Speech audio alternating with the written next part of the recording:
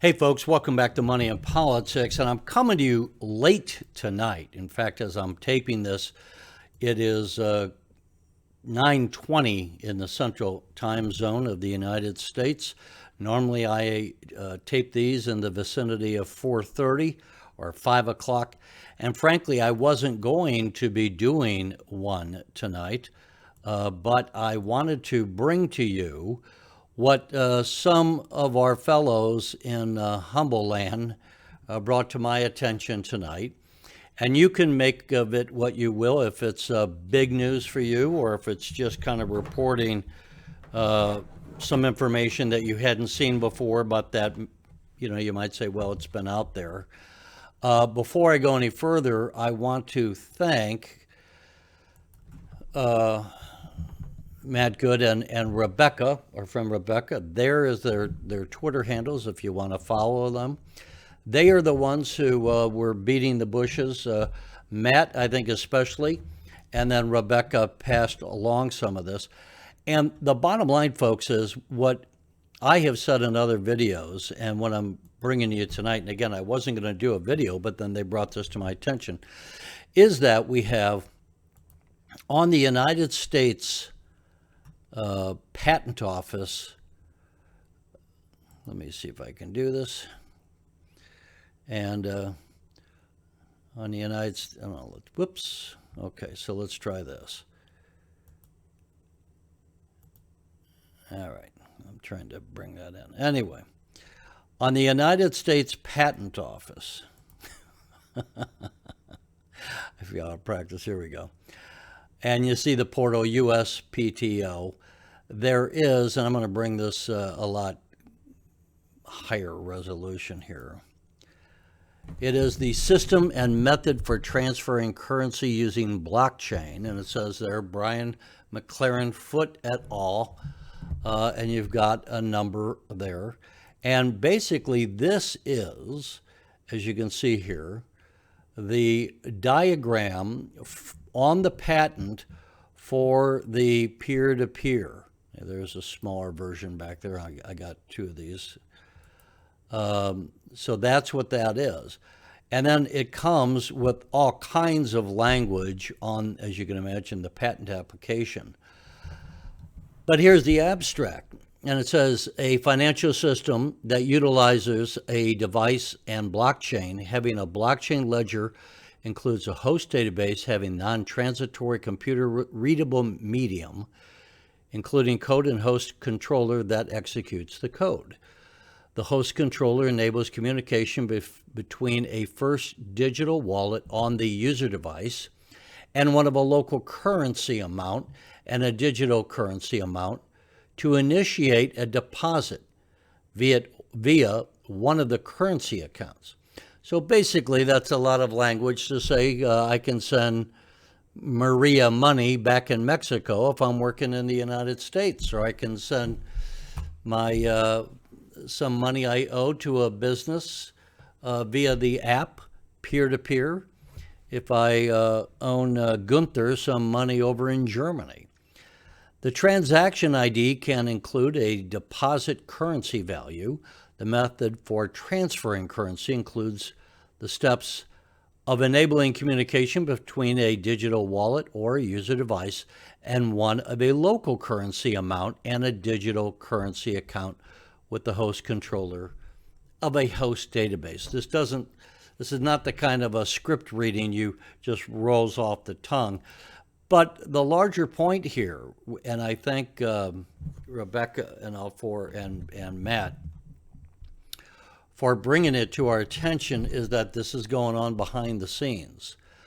There were some other things, and Rebecca sent me on my phone, and because of the lateness of the hour, it's a delay in getting it off my phone to where I can bring it to you in several steps. But also, Humbl had some interesting, like hidden, as Thomas said to me, it's like the Easter egg hidden on a website. So on the Humbl website, there was some visualization. I don't know if that's on Twitter.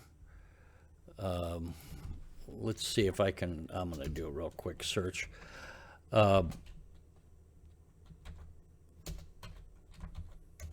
And we'll see if it is.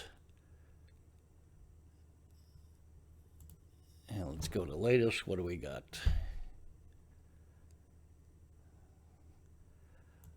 There was also some things for sale in the Humbl gallery.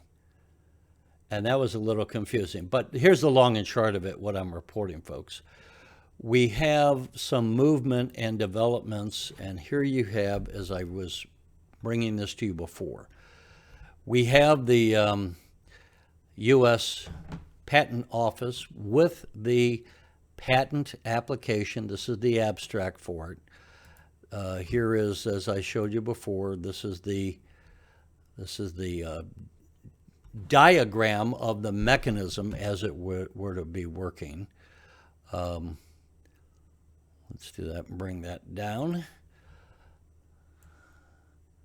And so here's where you can see just the implement. I know this probably doesn't mean anything to you, other than the long and short of it is I wanted to bring to your attention that this is happening behind the scenes. And it seems as if, and I say seems because this is a little confusing, there was some information about photos of, looks like ETFs being sold or being listed for sale. And it said here 9 minutes ago, leaked and now taken down. And they have some photos of this. Let me see if I can, excuse me while I do this in front of you, so I can show you what, actually maybe there's a faster way to do this. Let's just see if I can quickly bring that up as a web page. So on, yeah. And here's what was posted. And if you can see that, it is football, baseball, basketball, fighting. On the bottom row, golf, auto racing, horse racing, live theater. And I'll try to increase that a bit so you can see it. So it seems like we are going to have a dusting off of some items here on the Humbl website, some developments perhaps moving on the app. Maybe they're getting closer. One can hope on the peer-to-peer. And that is basically what I wanted to bring to your attention tonight as we as we are here on the evening of August, what is today? I've lost track, the 23rd, right? So we'll wake up in the morning of the 24th. I don't have any more to bring you here. I know we've all been disappointed on the stock price, but this is why I wanted to just report the developments. And, you know, we've been waiting, and it's not to say, I mean, if you're tired of waiting, probably that's true of everyone. But if you give up and all of a sudden we get the developments that we've been waiting, 7-8 months for, what's the point of throwing in the towel now? If you rode the stock down, so that's really the wrong strategy to bail out of the stock when it's 70 something cents, 74 cents as of today, where the market closed. This is not the time to be throwing in the towel, folks. If you've come this far, then I would say you might as well continue to ride the horse and wait for the rodeo to show up, because I think it seems like we are getting some things that are, in fact, in the works.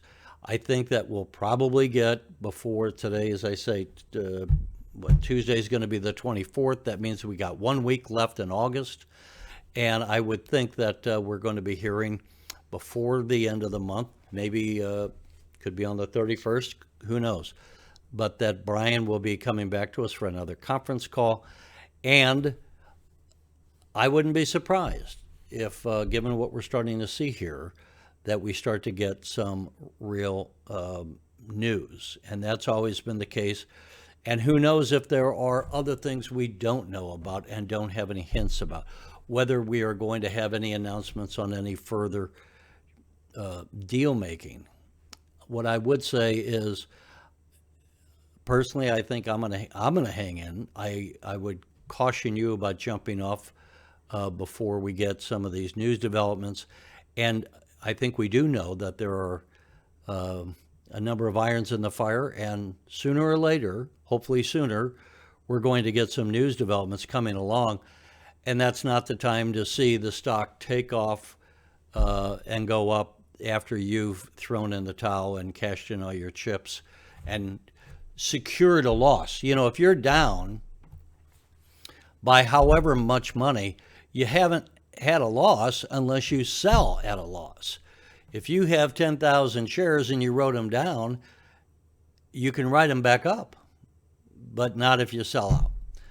So you got to do what you got to do. I'm just telling you, trying to caution you against having your emotions sweep you away, and then you're like damaged twice. You wrote it down, you jump off, and then it goes up. Well, with that, I don't have anything more to add tonight, folks, so I'll just say thank you as always. Thanks again to Matt Good and Rebecca for bringing this to my attention, and we will hopefully have some more information before too long. All right, and take care, everyone. We'll see you soon.